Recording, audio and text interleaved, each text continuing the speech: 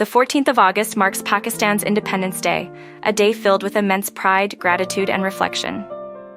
This historic day began with the tireless efforts of Quaid-e-Azam Muhammad Ali Jinnah, whose unwavering determination and visionary leadership led to the creation of a separate nation for Muslims in 1947. Our national flag, a powerful symbol of freedom and unity, waves high, representing the countless sacrifices made for this beloved land.